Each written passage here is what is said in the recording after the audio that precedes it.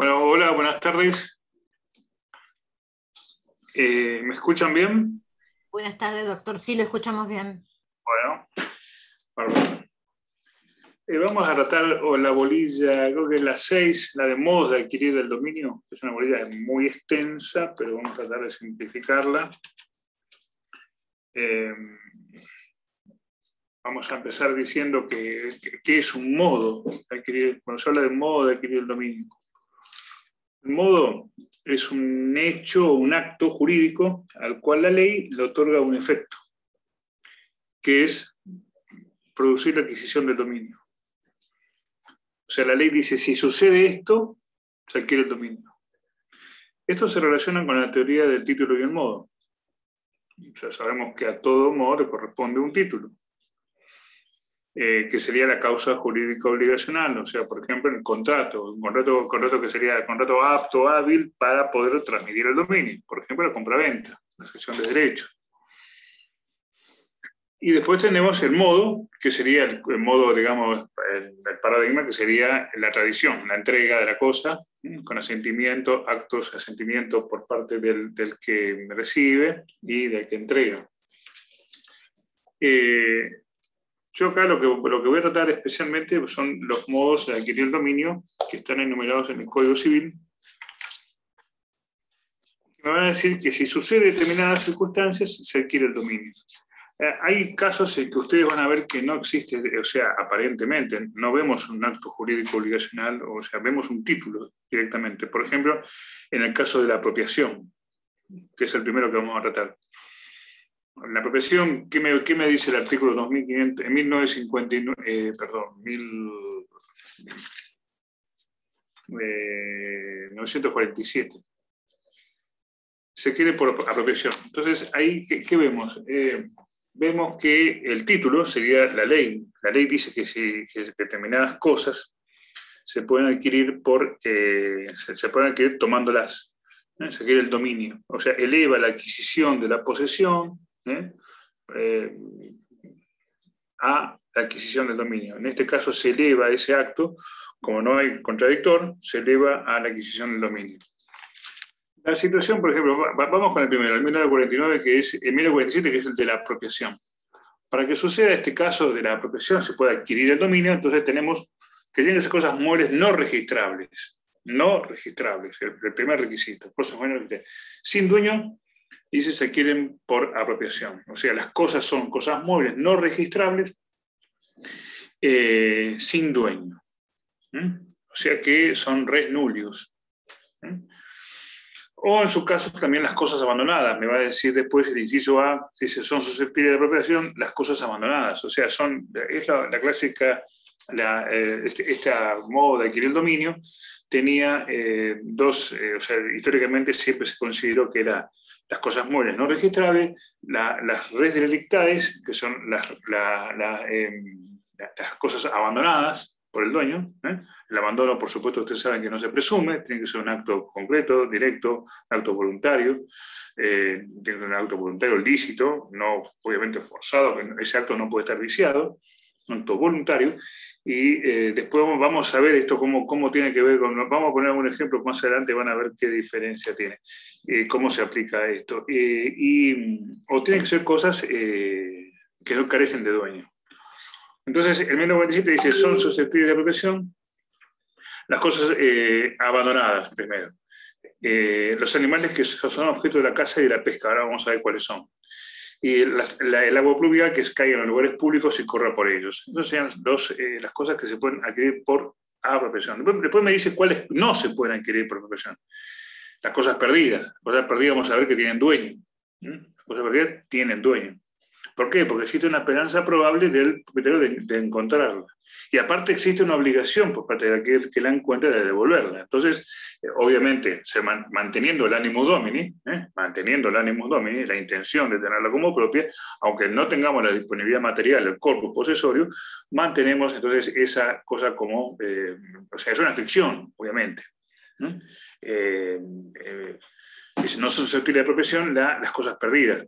Si la cosa es de algún valor, se presume que es perdida, excepto por el contrario. O sea, ¿cuándo es una cosa es perdida? Cuando es cosa de algún valor. La ley no me dice el valor. Me dice si es cosa de algún valor. Es un criterio. ¿Qué es lo que le van a preguntar? Cuando yo me encuentro con algo, ¿cómo sé si es una cosa perdida o abandonada? Pues si es cosa de algún valor, es una cosa perdida. Y después vamos a ver los efectos que tiene, cómo se puede adquirir el dominio o no de eso. Cosa perdida no. Después se dice que no son susceptibles de apropiación los animales domésticos, aunque escapen y ingresen en inmuebles ajenos. Obviamente, los animales, ahora vamos a ver que hay una clasificación jurídica. Dice, tampoco se pueden adquirir por apropiación los tesoros, obviamente porque el tesoro no tiene dueño, no hay posesión. Si es tesoro, cuando deja de serlo, la cosa va a cambiar, vamos a ver. Y dice los animales domesticados.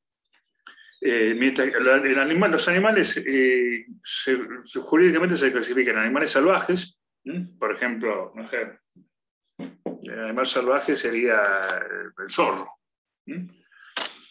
Después tenemos los animales domesticados, o sea, son esos mismos animales salvajes que el hombre los asoció de alguna manera a su vida, o sea, los incorporó, pero que pueden recuperar su antigua libertad.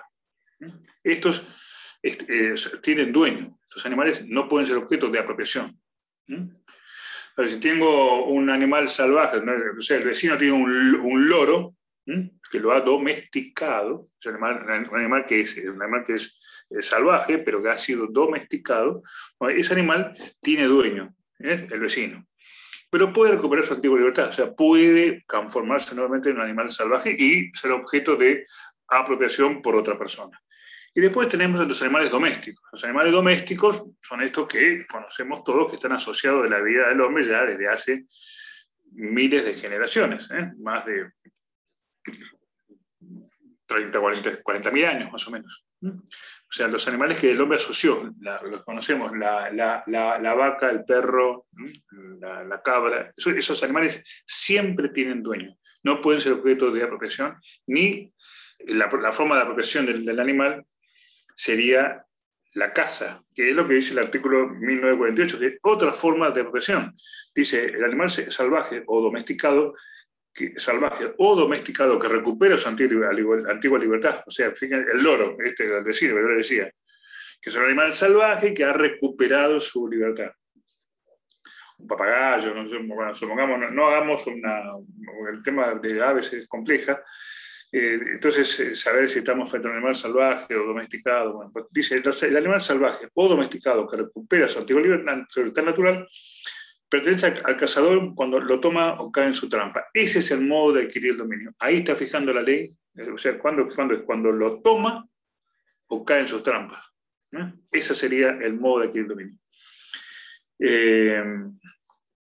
Bueno, después, los lugares donde se pueden cazar son en terrenos propios, o los que son ajenos con autorización. Antes el Código Civil de Vélez Sarsfield preveía que se podían cazar en lugares propios, en lugares ajenos que no estén cercados, plantados o cultivados. Ahora esa limitación se restringió, o sea, no existe. Directamente no se puede cazar en terrenos ajenos si no hay autorización. Y dice, pertenecen al dueño del inmueble del animal cazado en él sin su autorización expresa o tácita. Después, bueno, el código sigue en 1949, la pesca es otro modo de adquisición del dominio por apropiación. Ahí sería el 1949 que dice que es libre pescar en las aguas de uso público. O está autorizado para pescar en otras aguas, adquiere el dominio de la especie acuática que captura o extrae de su medio natural. Ese sería otro modo de adquirir dominio que se llama pesca. Por supuesto, está sometido a totalmente, por supuesto, a todas las reglamentaciones que determinan, tanto en la caza como en la pesca, los códigos rurales y las leyes provinciales y nacionales, ¿no? En cuanto a restricciones, limitaciones, cantidad de captura, etc. Entonces sabemos, por ejemplo, lo veo muy claramente lo vemos muy claramente, se me borró el video, se me cortó el video, lo vemos muy claramente, por ejemplo, con la trucha en el sur. Hay un permiso de pesca, hay una cantidad de captura, te dicen en tal río podés pescar tanta cantidad o no, o con devolución, o sea, todas unas restricciones con respecto a la apropiación. Y otros lugares, no. Pues 3 piezas, bueno, ese sería el modo de apropiación.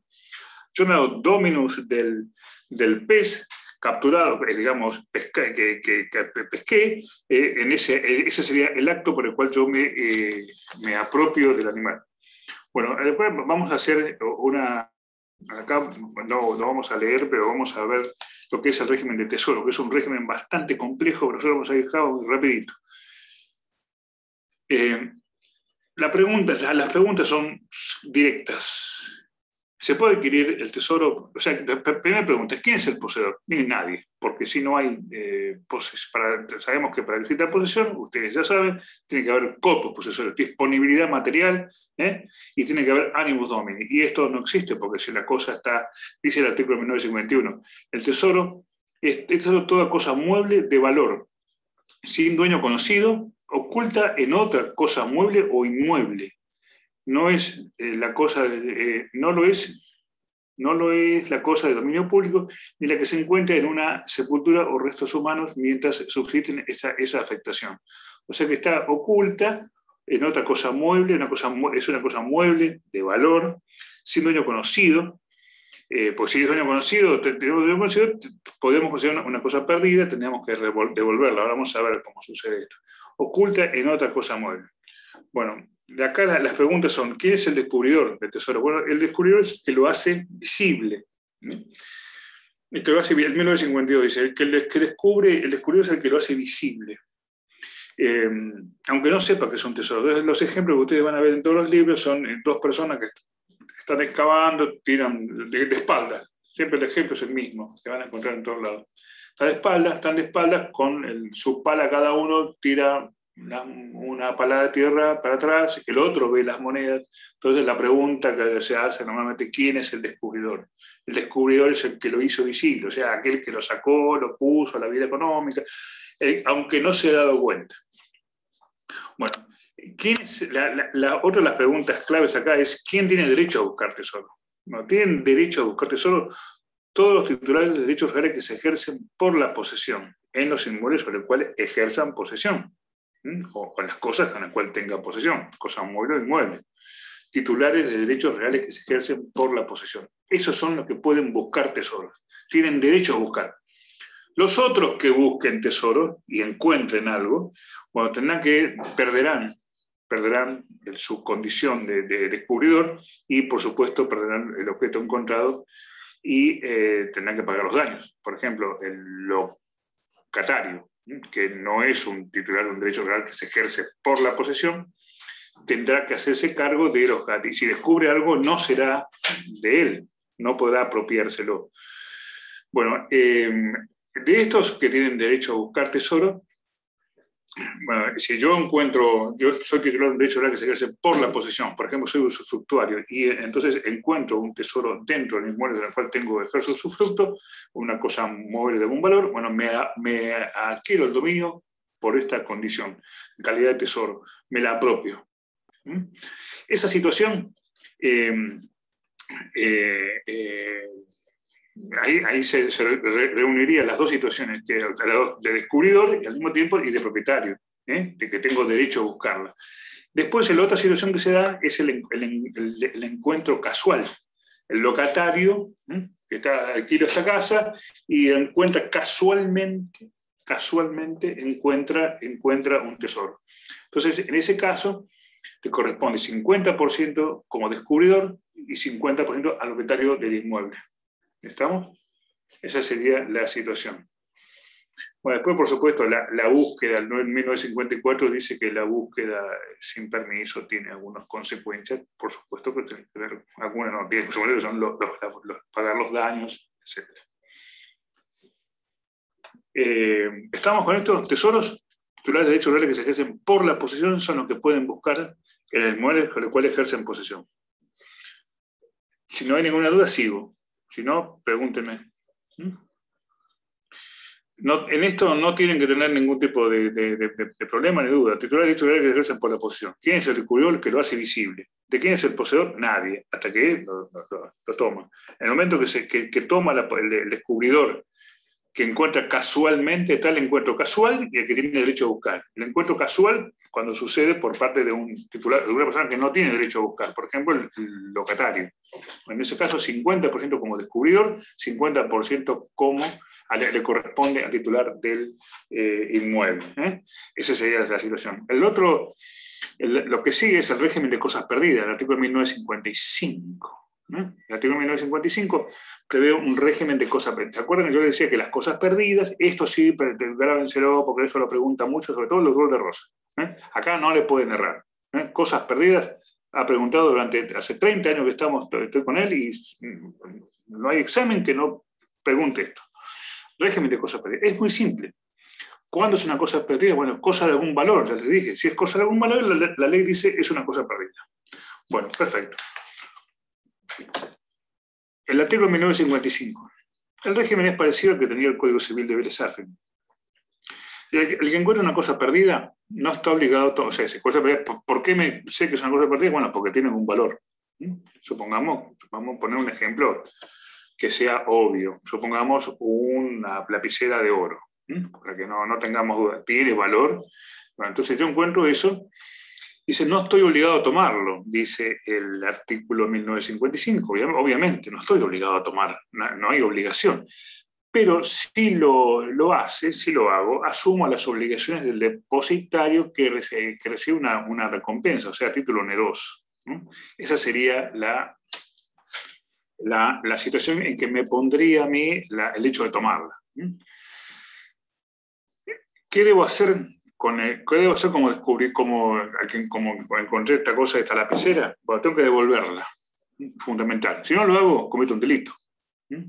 175 del Código Penal.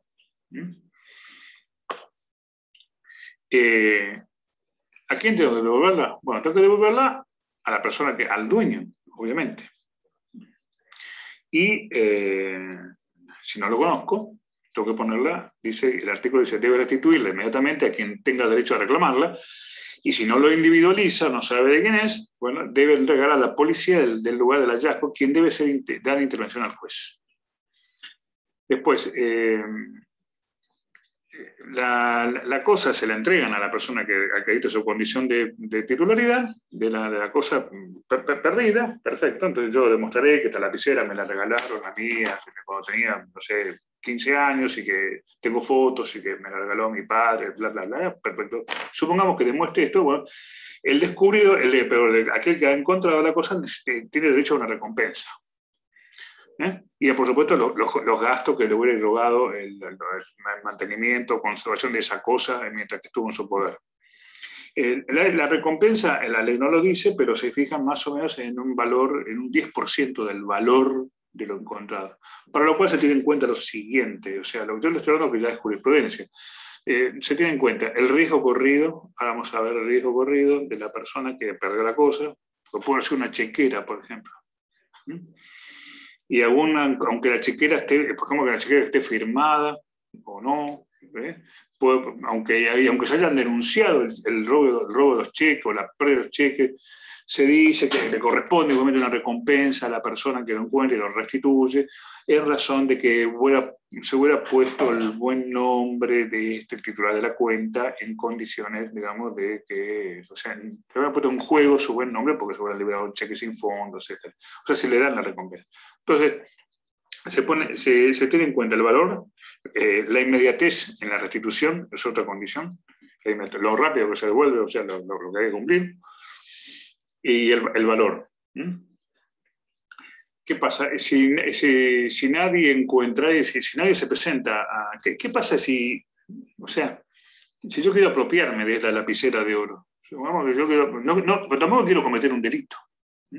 No quiero caer en el 175 del Código Penal, una especie de defraudación, especial de defraudación, y tampoco quiero, digamos, y también quiero, por ahí la abandonó. Yo desconozco si el señor González tiró esta lapicera y no la quiere más, porque se la regaló, no sé, a alguien que desprecia o que no quiere. Entonces yo puedo manifestar mi intención, mi animus domini de apropiármelo. ¿Me entienden esto?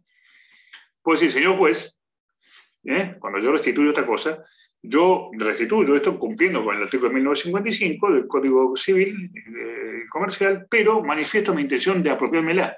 O sea, ¿de qué? De que si la cosa ha sido abandonada, artículo 1947, inciso A, hay abandono, es una cosa, una red delictiva, entonces en ese caso puedo ejercer mi ánimo domini y apropiármela. ¿Me entienden? Después, transcurridos 6 meses sin que se presente quien tiene derecho a reclamarla, la cosa debe venderse en subasta pública. Esa es la situación. Con ese dinero se le dan al municipio de la ciudad donde se halló la cosa y, bueno, previo pago de los gastos y la recompensa que le corresponde. Esa es la situación que se rige que rige el régimen de cosas perdidas. Entonces, sí. 6 meses a partir de cuándo se cuenta. 6 meses a partir de la restitución, del momento que se la denuncia policial, por ejemplo. Claro, por ejemplo, yo encuentro la cosa y encuentro hoy la lapicera de oro, entonces voy, no sé, voy el martes, voy el jueves, y a partir de ahí 6 meses. 6 meses. Antes el Código Civil preveía la publicación de edictos también. Bueno, ahora no te lo dice, pero de alguna forma tendríamos que tratar de ubicar al dueño. Esa sería la situación. Después, por ejemplo, para que diferencien, yo me acuerdo cuando no hay noticia de qué hablar en la televisión, cosa que pasa eventualmente, no había tema. Entonces, yo me acuerdo hace unos años que estaba, no sé, Crónica. Entonces, estaban con el caso de un cartonero que había pasado por una casa y levantó algo de la calle que habían dejado, y era una caja con una cantidad de joyas impresionante. Entonces, los periodistas iban al cartonero, lo buscaban, trataban de ubicarlo y lo encontraron. Y el tipo decía, no, yo no encontré nada. ¿Qué pasa? La señora, la dueña de la caja esta que habían abandonado, manifestaba que lo único que quería era un anillito que era de su madre, que parece que había una cantidad de joyas importantes. Una caja grande. Entonces, ¿qué pasaba? Ella no lo había dejado en la calle, lo había dejado la empleada del servicio doméstico. Entonces, ahí fíjese usted cómo juega en el tema del abandono. Esto es lo que vean, como el abandono. Ella no había abandonado. Había sido la persona que trabaja en la casa la que la había dejado. Entonces, como no había abandono, lo que estaba esperando era que el otro le diga, toma el anillo y chau. Y entonces ahí sí lo agarraban, ¿no? Y el tipo decía, no tengo nada. Parece que, bueno, había algunos cambios que había hecho en la casa, en su vivienda, cosas que llamaban la atención en la construcción. Entonces parecía que hubiera aplicado lo que hubiera encontrado. Pero, ¿me entienden lo que es? Si hubiera sido abandonado, entonces pasaba a ser una cosa perdida, en vez de ser una cosa abandonada. Si hubiera sido abandonado, hubiera podido apropiárselo el cartonero. Pero como si era una cosa perdida, hubiera tenido obligación de devolverla. Entonces ahí es donde jugaba el tema del abandono y todo esto. Bueno, estuvieron así como una semana con el tema le van a visitar al tipo. Bueno, no había noticias. Ahí que terminamos con el régimen de cosas perdidas. ¿Alguna pregunta de esto? Esto sí se pregunta normalmente. Tienen que tener en cuenta que si es cosa de algún valor, es la pauta que rige esto, cosa de algún valor. Y la obligación de restituirla. No es obligación tomarla, pero si lo tomo, cargo con las obligaciones del depositario que recibe una recompensa. O sea que no puedo usarla, entre otras condiciones. Bueno, ahora vamos a ver, si no hay problema, vamos a lo que es transformación y accesión de cosas muebles. Es otro modo de adquirir el dominio.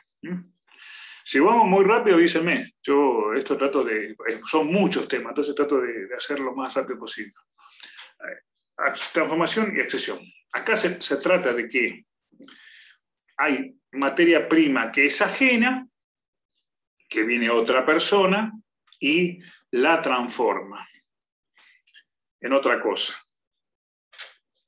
O sea, tenemos materia prima ajena, trabajo, sin trabajo no hay transformación. Tiene que haber hacer algo con esto. Tiene que haber un objeto nuevo, distinto a lo que era la tela, el traje. ¿Estamos? La barra de oro, la estatua o la cadena. y a su vez tiene que haber intención de apropiársela. Bajo esas condiciones, el Código Civil le otorga el dominio a la persona, al transformador. Por supuesto, esto no es, fíjense ustedes que esto de acá interviene en cuestiones de filosofía política, de jurídica, perdón, porque tenemos, por supuesto, digamos, hay autores que en su momento teníamos las escuelas en Roma, los sabinianos y los procurellanos. Los sabinianos opinaban de que era más importante la materia prima. Entonces otorgaban la propiedad de la cosa transformada al dueño de la materia prima. Entonces decían, sí, el oro sigue siendo oro. Entonces, bueno, el oro le corresponde a la propiedad de la cosa transformada, la estatua, la cadena le corresponde al dueño del oro. Se la daban. Y los procurellanos, que eran la otra escuela, que opinaban totalmente distintos, que procedían más de digamos, un antecedente estoico, que eran histórico de la escuela griega, que entonces le daban más importancia al espíritu, a lo que es la creatividad humana. Entonces decían, acá lo importante es la creación, lo humano, no, la materia prima no importa. Después que haya que arreglar las condiciones de pagar uno o pagar la materia prima es un tema. Lo importante es a quién le damos lo transformado, de quién es la propiedad de lo transformado. ¿Me entienden? Entonces, los procurellanos otorgaban la propiedad de estas cosas a, por supuesto, al creador, al transformador, porque decían que lo más importante, lo humano era lo más importante, es por eso es importante el trabajo. Cuando yo les digo que tiene que haber algo, un objeto distinto, no es que agarro esto y lo pinto y ya está, no, hay que transformar esa materia prima en algo. El oro en la cadena, el mármol en la estatua. Entonces, viendo estas circunstancias, nuestro gran amigo Justiniano, ustedes ya lo habrán escuchado, mandó a estudiar a su gran equipo de juristas, Gallo, Papiniano, todos estos nenes que tenía, importantes, señores importantes, a ver qué solución había. Y bueno, la solución era que se le complicaron un poquito más, porque le dijeron que las cosas, había que ver si las cosas podían o no volver a su estado anterior, ¿me entienden? Y a lo cual se sumaba la buena o mala fe en la transformación. O sea, complicaron todo mucho más. Entonces, el oro puede volver a su estado anterior, pero la tela no, porque ya está cortada, el traje se cortó, ¿me entienden? Todas esas derivaciones, si puede o no volver a anterior, son lo que ustedes van a ver en el artículo 1957, y son 4 situaciones que se dan. Entonces, sería la materia prima ajena, el objeto nuevo, el trabajo, hay que transformar, hay que hacer algo distinto a lo que era, si no, no hay. Y la intención de apropiársela. Esa sería, y la buena fe. Esa sería, o sea, cuando hablo de buena fe, sería un error de hecho excusable respecto de la propiedad del origen de la materia prima. Yo agarro la tela esta, que la confundo, pensando que era mía, yo soy el sastre, agarro y me hago con este cashmere, me hago un traje. Ese sería el paradigma. O sea, aquí materia prima ajena, la materia prima tiene que ser ajena, porque si es propia, ahí está el título de adquisición, ¿me entiendes? Yo fui y la compré, el título, ahí está. Acá estamos hablando de la propiedad de lo transformado. ¿A quién la ley le va a otorgar la propiedad de lo transformado? Sin perjuicio de que haya que arreglar después las relaciones que existan. Por ejemplo, pagar la materia prima. Si es de buena fe, bueno, tendrá que hacer, ustedes ya lo van a leer, tendrá que hacerse cargo de la materia prima, del costo de la tela. Pero la propiedad de la cosa se la dan al transformador, al que transformó. Eso es lo importante, es otorgar propiedad de algo por este modo de adquirir el dominio, que es la transformación. Entonces tenemos 4 casos. Bajo esa situación puede haber buena o mala fe, y entre la buena y mala fe puede haber que la cosa pueda o no volver a su estado anterior. Esos son los 4 casos que se resuelven en el artículo 1957 que ustedes lo van a leer. Pero recuerden, materia prima ajena no me apliquen si yo voy y la adquirí. ¿Me entienden? Estos casos serían aplicables para aquellas circunstancias en que por ahí no podría aplicarle 1895. ¿Me siguen con esto? 1895. Poseer una cosa mueble, no robada ni perdida, que se hace dueño de ella, y puede repeler acción de reivindicación. Entonces, en los casos en que no podría invocar el de 1895, el ex 2412 del Código Civil, bueno, iría por la transformación. Entonces yo le diría, señor juez, esta estatua es mía, sin perjuicio, después arreglamos las cuentas. Tengo que pagar la materia prima, tema aparte. Pero esta estatua es mía. ¿Por qué? Porque la materia prima era ajena, yo la transformé, yo lo hice, y hay trabajo, hice algo. A su vez, es un objeto nuevo, distinto, y hay intención de apropiármela, de quedármela para mí. Ese sería el paradigma, o sea, sería el ejemplo más claro de lo que es la transformación. O sea, si hay un título de adquisición anterior, por ejemplo, fui y compré la tela, entonces, bueno, ya está, ahí está el título de adquisición, ¿me entienden? No está en la transformación. Tenemos que ver, estos son para casos en los cuales la materia prima es ajena, no es mía. Si hay alguna forma de demostrar, yo iría por esa forma, iría por el 1895, por ejemplo, y no iría por esto que es más difícil, demostrar que transformé, todo esto. ¿Pregunta? Seguimos. 1958, accesión de cosas muebles. Cuando hablamos de accesión, ahora vamos a hablar de cosas, o sea, es cuando una cosa mueble se adhiere a otra cosa mueble, se juntan, se unen, y tenemos un nuevo objeto.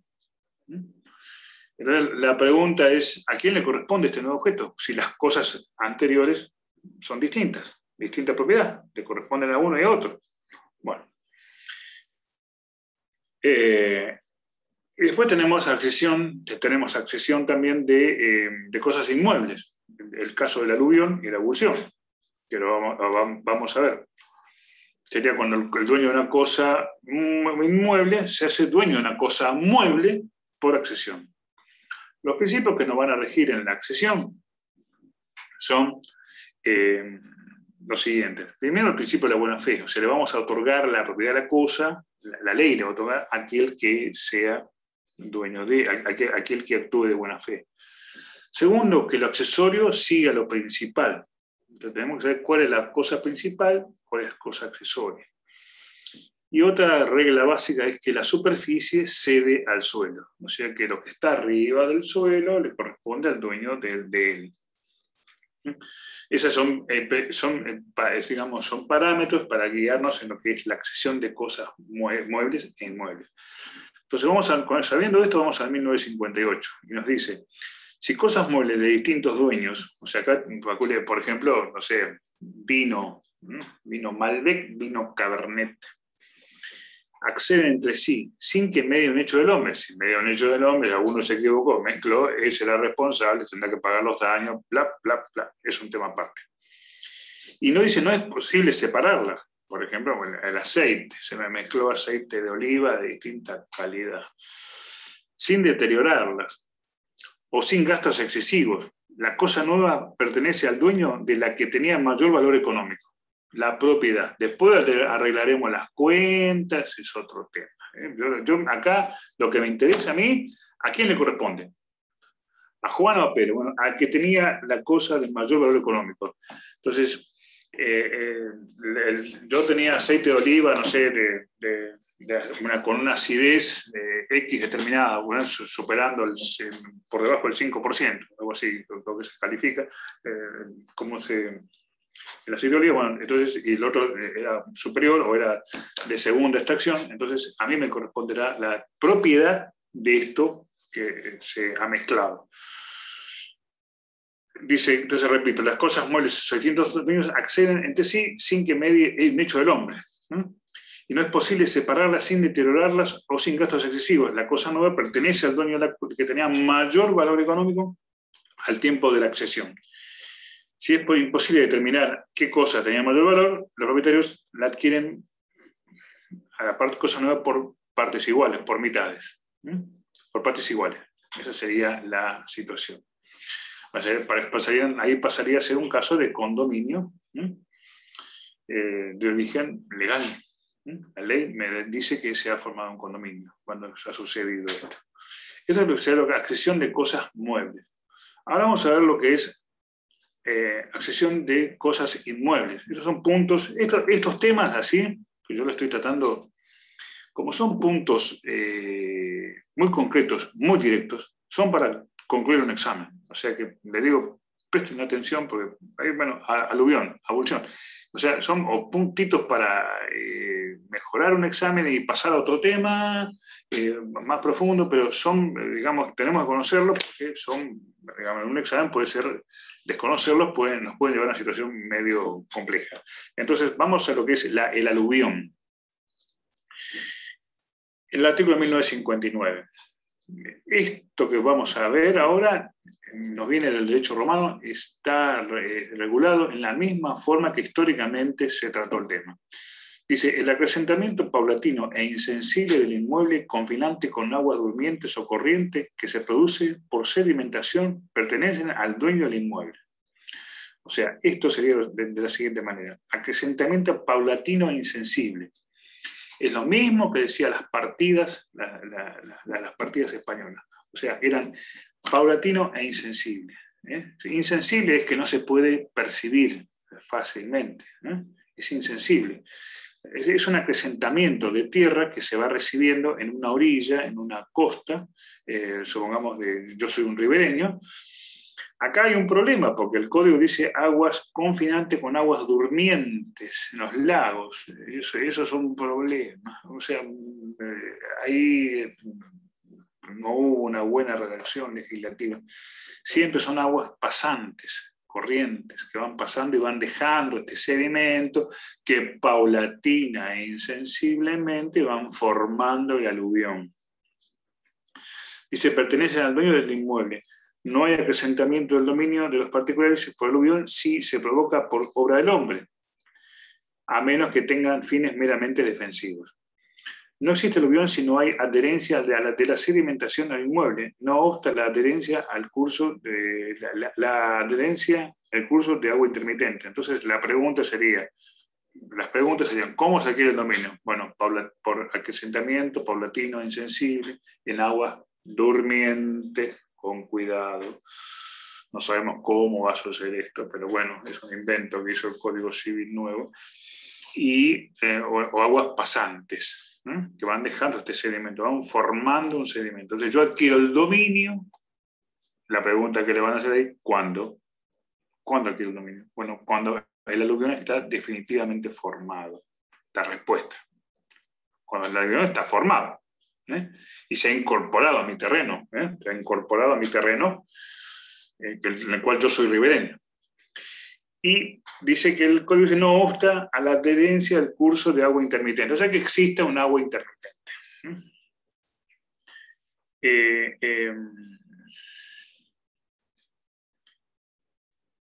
La otra pregunta es, ¿hasta dónde llega el río? ¿Hasta dónde llega mi inmueble para saber si estoy percibiendo un aluvión? ¿Me entienden? O sea, si esto es mío o es río. Bueno, el artículo 1960 dice, no constituye aluvión lo depositado por aguas que se encuentran comprendidas en los límites del cauce del río determinado por la línea de ribera que fija el promedio de las máximas crecidas ordinarias. O sea que quiere decir que el río empieza en una línea imaginaria de promedio de crecidas máximas ordinarias. A partir de ahí, yo puedo pensar en la existencia de un aluvión. ¿Me entienden? De ahí. ¿No?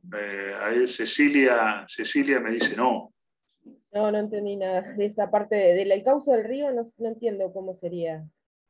Claro. Acá te van a preguntar dos o tres cosas. Una, primero, vamos de vuelta. Una, te van a preguntar ¿cómo sucede la adquisición del dominio? Así como en el régimen de cosas perdidas era de determinada manera, bueno, acá ¿cómo? Bueno, el acrecentamiento paulatina e insensible. Lo importante va a ser que va a ser, acá recalco, insensible, o sea, que no se percibe a la vista. Eso sería lo que decían las partidas y lo mismo que repite el código este. Entonces, la segunda pregunta sería, ¿en qué momento se adquiere el dominio? Bueno, se adquiere en el mismo momento que el alumno está definitivamente formado. Y la tercera pregunta es hasta dónde llega mismo, está el río. Yo soy el ribereño. ¿Hasta dónde llega? Bueno, el código me dice que es una línea de ribera que se fija el promedio de las crecidas, de las máximas crecidas ordinarias. Es un promedio que se saca de las crecidas. O sea, el río no tiene una limitación exacta como podemos tener yo con el vecino acá, que tengo una medianera, ¿entiendes? Una línea divisoria, catastro. El río da, el río quita. El río es una cosa que está en movimiento, está, digamos, viva de alguna manera. Y entonces, supongamos ahora, fíjense ustedes que existió una bajante muy grande en el río Paraná. Y entonces, listo, yo adquirí por aluvión eso. No. Porque para eso tenemos que hablar de un promedio de crecidas máximas ordinarias, a partir del cual empieza el río y termina lo mío. A partir de ahí es donde, si se forma un aluvión, ese acrecentamiento paulatino e insensible sería lo que me llevaría a mí a tratar de que exista hablar de que existe aluvión. ¿Qué más podemos hablar acá? Bueno, otro tema es esto lo que sería un aluvión por acarreo, es lo que se llama aluvión por acarreo, porque el río va acarreando el limo, va acarreando sedimentos y se va formando una especie de, digamos, de alguna manera, sedimento que paulatina e insensiblemente se va formando. ¿Cuándo se adquiere el dominio? Cuando está definitivamente formado, a pesar de que exista una línea de agua, como dice por ahí, que no alcance un curso intermitente de agua. No necesariamente tiene que ser todo tierra. Después, dice que el acrecentamiento aluvional a lo largo de varios inmuebles se divide entre los dueños en proporción al frente de cada uno de ellos sobre la antigua ribera. Entonces, supongamos que acá me está faltando un mapita que está ahí en la ¿cómo se llama? En el campus, mapita que yo subí, donde muestro una especie de, digamos, es una ribera que tiene un acrecentamiento de tierra. ¿Y cómo se divide entre los ribereños?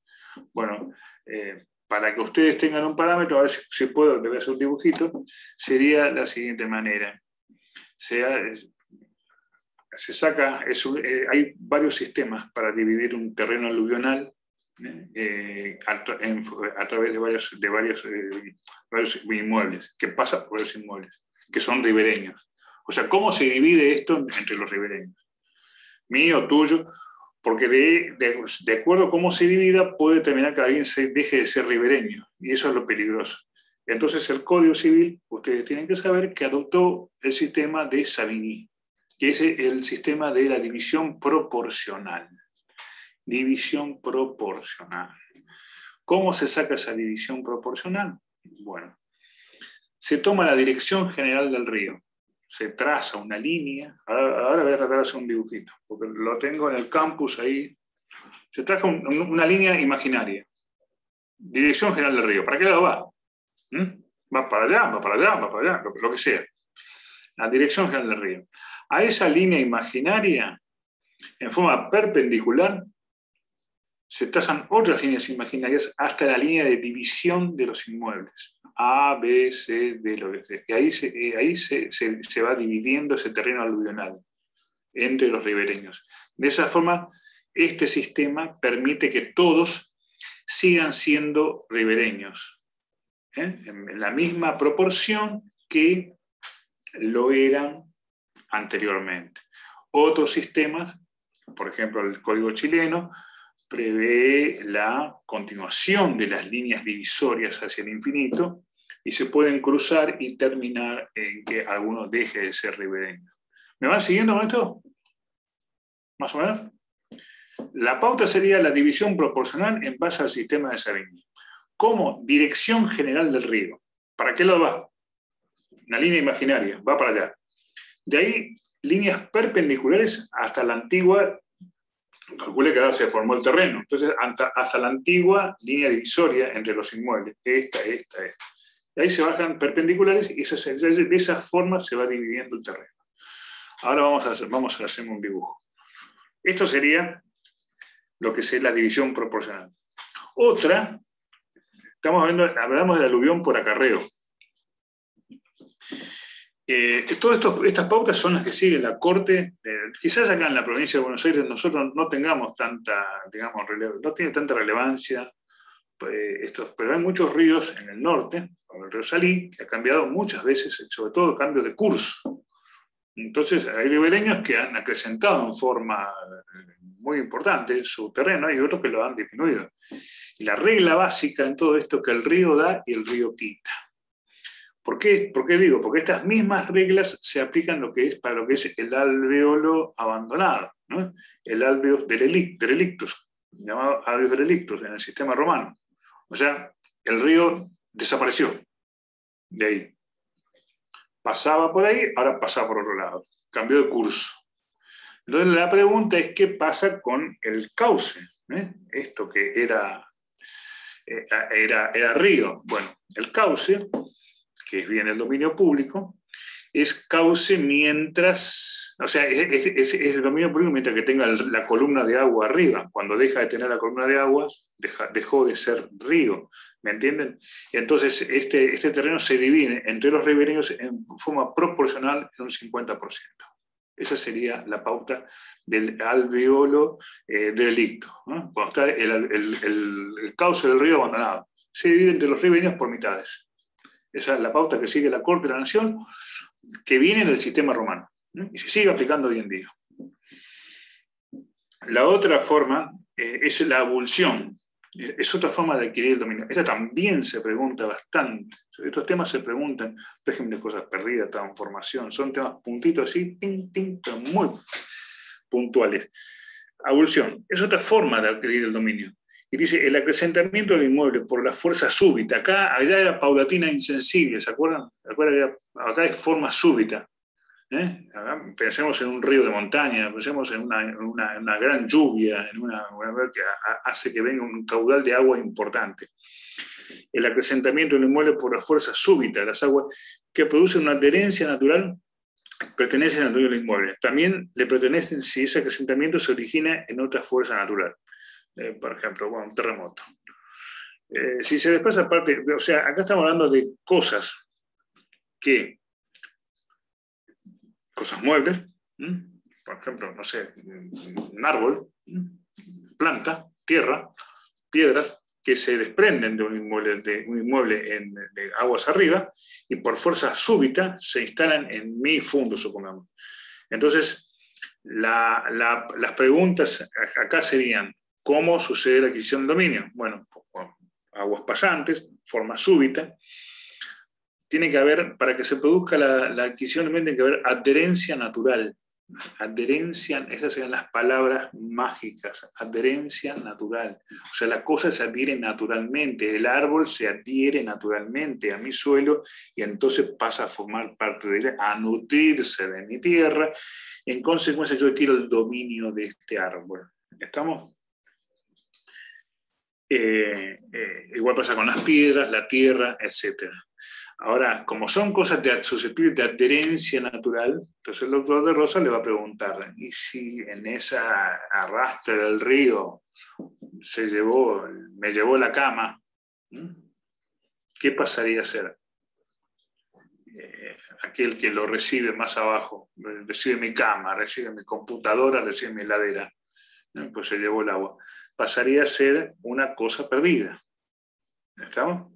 Eso sería aplicaríamos el régimen de cosas perdidas. O sea que habría que restituirlas. Pero para que se pueda adquirir el dominio por avulsión, tiene que ser cosas susceptibles de adherencia natural. Naturalmente tiene que adherirse, naturalmente. ¿Y cuándo se adquiere el dominio? Sería la otra pregunta de examen. Bueno, cuando se adquiere el dominio, cuando la cosa se adhiere naturalmente, sin el hecho del hombre. Dice, el dueño del otro inmueble no tiene derecho para exigir su remoción, o sea, no puede exigir que se remuevan los árboles y las piedras, más pasado el término de 6 meses las requiere por prescripción. O sea que el anterior dueño mantiene el dominio al solo efecto de llevársela. Sí, ahí hay una restricción a la limitación de las facultades del dominio. No puede venir a hacer actos posesorios acá en mi inmueble, ¿me entienden? Manceba el dominio al solo efecto de llevárselo. Si en término de 6 meses no analiza ningún tipo de... no se retira o no se lleva estas cosas, bueno, lo pierde por prescripción.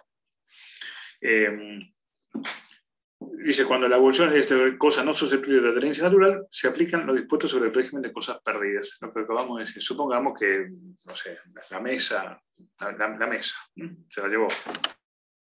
Bien, esto sería lo que es abolición.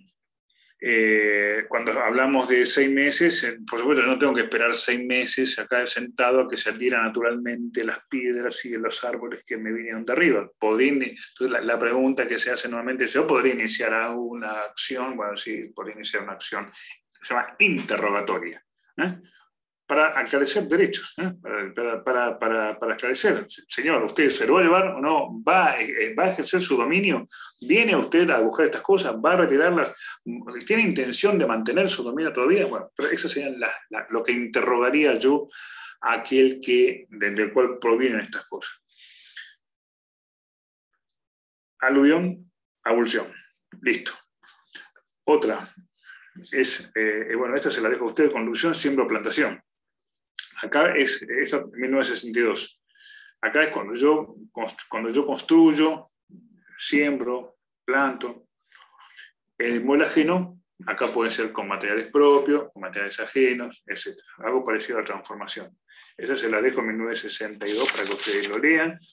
Y vamos a ver ahora una cosa que es bastante interesante, que tiene que ver con, esto sí, es un tema puntual de examen, de pregunta, que es la invasión del inmueble colindante. Ojo con esto. Acá sí abrimos bien la atención para tener en cuenta. En 1963. ¿Qué está pasando acá? Ustedes estuvieron viendo las normas de dominio, estuvieron viendo todas las facultades que tienen dominos, y ustedes ven que, ¿qué pasa? Tengo un inmueble y supongamos que en esa cosa que es mucho más... a ver acá, me mandaron algo, parece. Puede ser que me hayan mandado... No, pensé que era una foto de alveolos excicatus. Bueno, no, me mandaron algo por el chat.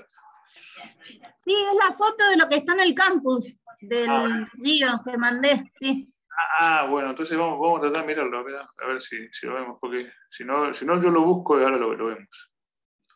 Vamos a ponerlo, no sé dónde guardan, por acá o por acá. ¿Vos alcanzaste a verla? ¿Podés abrirla? Sí. Bueno, espera, si yo lo puedo abrir. A ver, espera un poquito.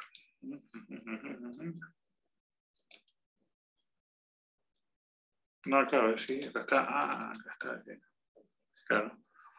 Ahí está, sí, perfecto. Entonces, ahora lo que voy a hacer es compartir esta imagen con ustedes.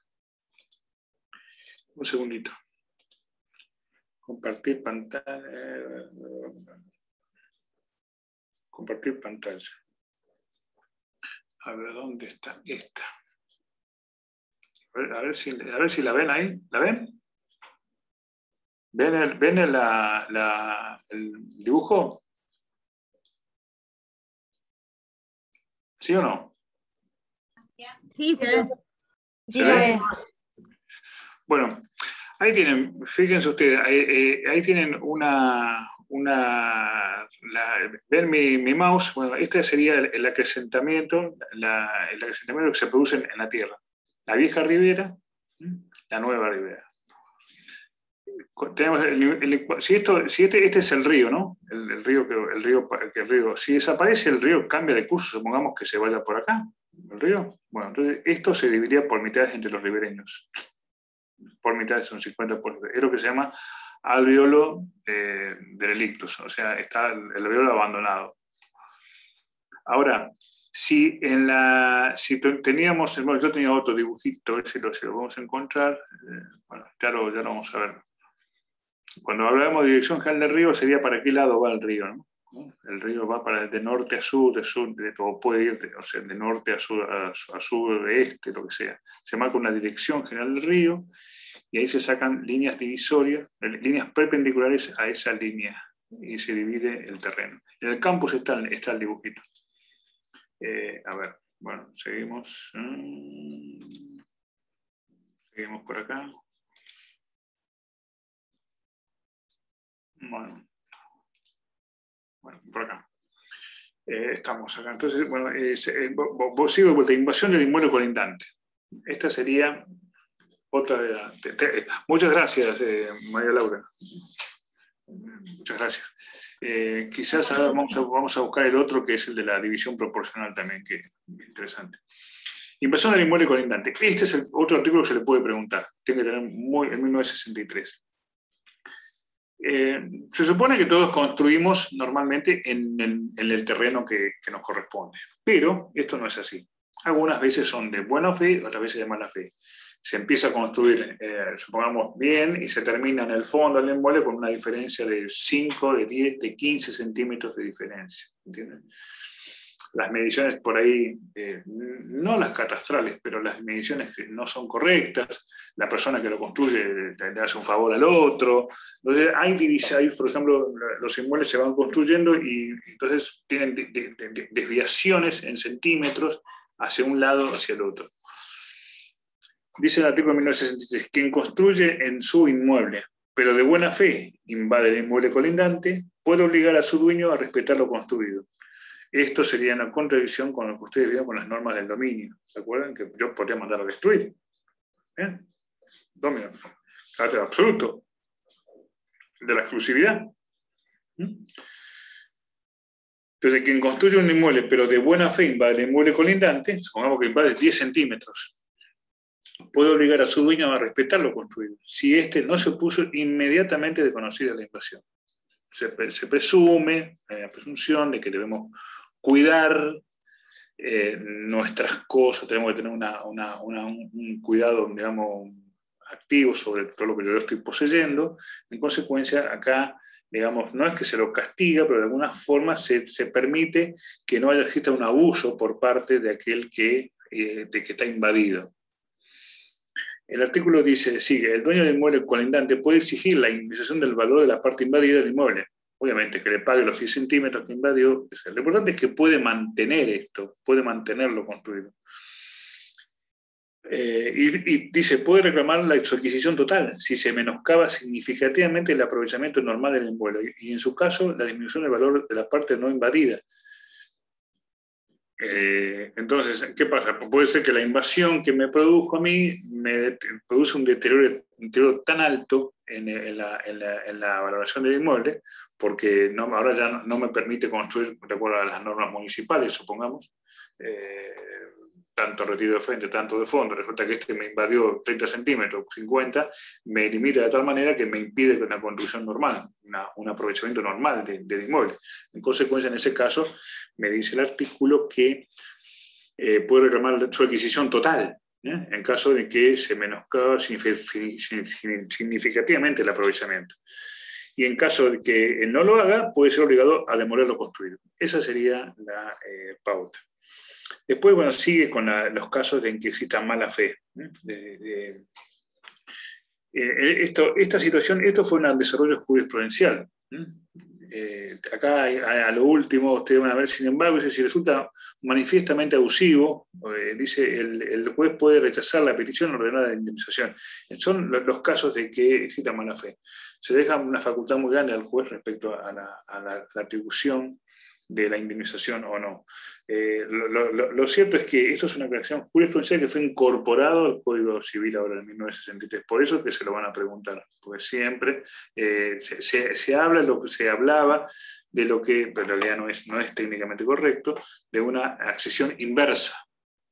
O sea, que sería que el dueño de una cosa mueble, en este caso el que está construyendo, los ladrillos, se hace dueño de una cosa inmueble, que sería el terreno vecino, por accesión inversa. Lo cierto es que se mantiene lo construido y de alguna manera se mantiene lo construido y estamos frente a una situación en la cual debe respetarse lo construido y se otorga el dominio de esto, previa, por supuesto, pago del valor de lo que está invadido. Bueno, acá estos serían todos los modos de adquirir el dominio que trae el Código Civil. Yo lo que haría el paso siguiente, vamos a hablar de, ya estamos en medio horario, pero vamos a hablar de, después lo completaríamos el martes, pero vamos a hablar de sepulcros. Está en la bolilla, creo que la bolilla 8, ¿ves? La 8. Bueno, este tema, vivienda, lo vieron ayer, protección de vivienda. 244, 245 en adelante. Pero bueno, vamos a ver lo que es sepulcros. Cuando hablamos de sepulcro, hablamos de construcciones que existen en los cementerios. Por supuesto, para saber a nombre, digamos, quién es el titular de un sepulcro, tenemos que referirnos a quién es el titular del lugar donde se encuentran. Y lo que hace la municipalidad es habilitar un cementerio en un espacio público, un bien del dominio público. Presta un servicio público en un bien del dominio público. O sea que el cementerio es un bien del dominio público, en este caso municipal. En consecuencia, lo que hace el Estado en el cementerio es hacer concesiones del uso, que puede ser, los enterramientos pueden darse en tierra, pueden ser en fosa común, pueden ser enterramiento en tierra, que son pro tempore por un tiempo determinado, 5 años normalmente. Puede ser en nicho, que también son por un tiempo determinado, la concesión que hace el Estado del uso de un espacio público. Y después esas construcciones que ustedes ven, las construcciones que ustedes ven que llamamos los sepulcros. Que son esas construcciones que existen en los cementerios que esto se empieza a desarrollar, sobre todo en Argentina, a partir de 1820 y pico, cuando no se deja, o sea, no se permite más el enterramiento dentro de las iglesias. Entonces ustedes ven, por ejemplo, el cementerio del Pilar, el cementerio de la Recoleta de Buenos Aires, está al lado de la iglesia del Pilar. Entonces no se permitió más el enterramiento en la iglesia del Pilar, entonces se formó el cementerio de la Recoleta.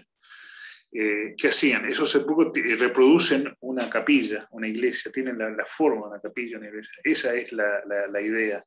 Por eso es esa forma que tienen, bueno, están simulando la iglesia. Esos sepulcros son concesiones que hace el Estado, concesiones también, pero por mucho mayor tiempo, a perpetuidad en este caso, sobre un espacio del dominio público. Por supuesto que para la construcción, etcétera, tenemos que regirnos por lo que es el derecho público. Tenemos que ir a la ordenanza municipal, ahí está el contenido. Así como ustedes, cuando me hablan de dominio, nos vamos al Código Civil para saber el contenido, para ver las facultades que tiene el dominus, carácter absoluto, exclusivo, perpetuo, bla, bla, bla, bla, ustedes van a ir al Código Civil. Bueno, para saber el contenido del derecho de esta persona que tiene el titular de este sepulcro, habrá que ir a la ordenanza que habilitó el ejercicio de la creación de esta concesión que se hizo al sepulcro.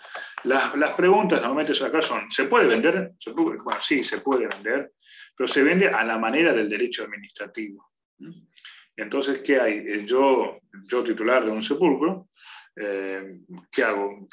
¿Qué significa ser titular? Que soy titular de una concesión que hizo el Estado, que me hizo a mí.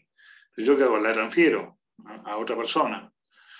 bueno, supongamos que estemos frente a un sepulcro de alto valor, una Recoleta, no se puede costar 2.000, 300.000, $400.000, de acuerdo a dónde esté ubicado, ¿no?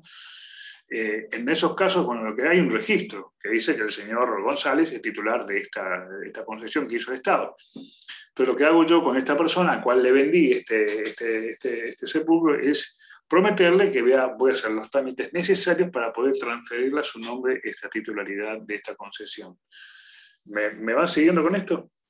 Pero estamos dentro del derecho público, no hay derecho real, o sea, aunque algunos hablan de derecho real administrativo, no existe el derecho real administrativo, existe el derecho real, nada más. ¿Estamos? No existe derecho real administrativo, existe derecho real, o sea, derecho real. Lo que hay es una concesión que hace el Estado sobre un espacio público, nada más. ¿Qué más le puedo hablar de este tema? Bueno, que hay un caso, que eso es muy... También se habla mucho siempre en este tema, el caso Viana. En determinado momento la Cámara Civil y Comercial de la Capital Federal determinó, en el caso Viana, que el doctor Barraquero integraba la Cámara, que era muy ingenioso. Entonces, ¿qué decía? La ordenanza municipal decía, cuando se formó el Tintero de Chacarita, decía que la municipalidad vendía los espacios, vendía, palabra mágica. Entonces, ¿qué dijo el doctor Barraquero? Si la municipalidad vendía, significa que existía una desafectación implícita del dominio público municipal, entonces pasamos al dominio privado. Entonces, dejamos el derecho público y pasamos al derecho privado, Código Civil. Conclusión de eso, se puede poseer, se puede... Imagínense todas las cuestiones que está aparejado esto. Salir del ámbito del derecho público, en el cual existe una cantidad de restricciones respecto al uso de la cosa, distintas a las que tiene el derecho privado. Por ejemplo, esto sería comparable a que en la plaza, en la cual existe la calecita, en la cual la municipalidad se hizo la cesión de un espacio público para que se ponga la calecita, en la cual le puso un montón de restricciones al señor, bla, bla, bla, bla, ahora resulta que es privado. Y bueno, imagínense, el tipo hace un edificio y construye su casa. Bueno, esto fue lo que dijo el doctor Barraquero y lo siguieron los demás jueces, se armó una, imagínense, porque entonces empezamos con la posesión. Hay que dividir, quién tiene la llave tiene la posesión del sepulcro, se pueden vender a la manera del código, se puede hipotecar, entramos en el Código Civil. Conclusión, esto pasó, por supuesto, no prosperó, y hoy en día tenemos una regulación más correcta, que es hablar del derecho público. Eso está dentro del derecho público. Otro tema que también, así suelto, que también se está volviendo bastante interesante, que es el tema del derecho de las comunidades indígenas, el dominio de las comunidades indígenas. El artículo 18 del Código Civil dice: las comunidades indígenas reconocidas tienen derecho a la posesión y propiedad comunitaria de las tierras que tradicionalmente ocupan y de aquellas otras aptas y suficientes para el desarrollo humano según la establezca la ley. El artículo 75, inciso 17 de la Constitución Nacional, prevé justamente el reconocer esa posesión, le otorga al Congreso, al Congreso la facultad de reconocer esa propiedad de las comunidades indígenas, que son sectores de tierra que tradicionalmente ocuparon dentro de la República Argentina. Y el Congreso lo que hace es reconocer a esa comunidad. Las comunidades indígenas tienen un reconocimiento en un registro especial que se lleva para tal efecto de comunidades indígenas, y la propiedad que se otorga de esos terrenos es a favor de esa comunidad. Cuando hablamos de una comunidad indígena, estamos hablando de determinados elementos que tienen que ver con una identidad cultural, idioma común. Y esa propiedad que estamos hablando de comunidad indígena es totalmente ajena a lo que es el Código Civil y no está regulada dentro del Código Civil, sino que tiene una regulación constitucional. Esa propiedad indígena le corresponde a la comunidad indígena. Nadie ahí dentro del todo, o sea, ¿a quién le corresponde? A la comunidad. No hay una identificación de determinada persona indígena. Mientras que exista un indígena que pertenezca a esa comunidad, se va a mantener esa propiedad comunitaria. No puede ser hipotecada, no puede ser embargada, está fuera del comercio. No, o sea, no hay una regulación como tenemos, como hablamos del dominio. Cuando hablamos de comunidad, de propiedad comunitaria indígena, estamos hablando de, no se olviden que dentro de los conceptos de la cosmovisión indígena, la propiedad tiene un sentido distinto a la nuestra. A nosotros, no sé, bueno, en mi casa, ellos no venden sus cosas, ellos son parte de. Entonces está el lago, está el árbol y están ellos. O sea, vos no puedes sacar al indígena y llevarlo a otro lado, porque él es parte de eso. Se ven en el entorno. Está el lobo, el árbol, el lago y ellos, ¿me entienden? O sea, es una situación totalmente distinta a la que nosotros entendemos como dominio. No hay comunidad, no hay dominio en el sentido del derecho real que nosotros entendemos. A mí vendo la casa, me dan 10 pesos, voy y compro otra, no sé, ¿me entienden? En esto, inclusive estarían fuera de lo que es el ámbito de lo que sería expropiación de la cosa, porque no se podía indemnizar. No hay indemnización posible también a una comunidad indígena de una tierra. Esto digamos, tiene un ámbito y un correlato constitucional. Artículo 75, inciso 17 de la Constitución Nacional. Y el Congreso lo único que hace es reconocer nada más. O sea, ¿me entienden? No es que otorga propiedad, lo que hace es reconocer una situación de hecho. Obviamente no son los casos que estamos viendo ahora en el sur, ni nada. Hay un montón de comunidades indígenas, inclusive son anteriores a la Constitución Nacional. Hubo reconocimientos previos a la Constitución Nacional de lo que serían el poder ejecutivo, el poder ejecutivo con intercambio de correspondencias, intercambios de, digamos, acuerdos para mantener determinada frontera, etcétera, con comunidades indígenas que se mantuvieron y se mantienen en el tiempo. Esa es la situación que se maneja con el tema de comunidades indígenas. Y bueno, hasta acá llegamos. No sé si quieren hacer alguna pregunta con modo de adquirir el dominio y este tema que vimos sepulcros y comunidades indígenas. Y bueno, no sé cómo siguen. ¿Tienen alguna pregunta para hacer sobre el tema? Los modos, acuérdense, 1963, aluvión, abulsión, transformación, régimen de cosas perdidas. No me lo dejen ahí. Bueno, nos estamos viendo. No sé si tienen clases el lunes. El jueves tienen clase con la doctora Torres Lastra, que me imagino que va a seguir con límites al dominio, ya me dijo. Hablé con ella. Y bueno, y después el lunes me parece que no hay clases y el martes tienen repaso. ¿No? ¿Así? Doctor, de la unidad 6, el punto 7, 8 y 9, ¿eso con quién lo veríamos? ¿Con algún profesor? ¿Qué puntos son? Porque no tengo presente. Donde dice la ley de 24.074, después dice la adquisición de dominio de automotores y de semovientes. Bueno, eso ahí esa sería la ley Pierri, que la van a ver cuando vayan al repaso, le preguntan a la doctora Rosselló, que está en el tema de ella, y el resto es el régimen automotor. O sea, normalmente acá no vamos a hablar mucho de ese.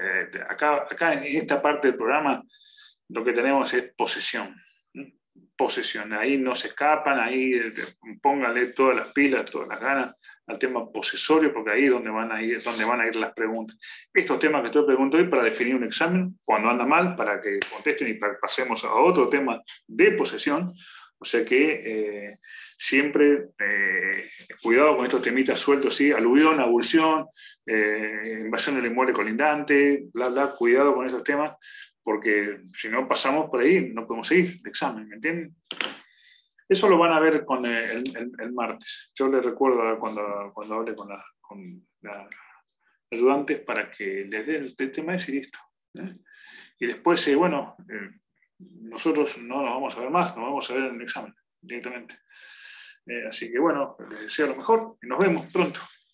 ¿Estamos? ¿Alguna pregunta? Bueno, acá me desconecto, entonces 7:50. Bueno, vean los mapitas si quieren ver, en el campus están lo que les expliqué. Porque eso puede hacer que le dé un cierto lustro al examen y si saben eso, listo. Porque generalmente nadie lo maneja. Nadie lo maneja. El tema de la división proporcional y todo esto, nadie lo maneja. Así que si lo ven al planito, sería valor porque, mejoraría mucho su examen y abriría otro panorama para seguir adelante. Bueno, nos vemos. Suerte a todos. Estamos en contacto. Hasta luego. Gracias, profe. Hasta luego. Chau, chau.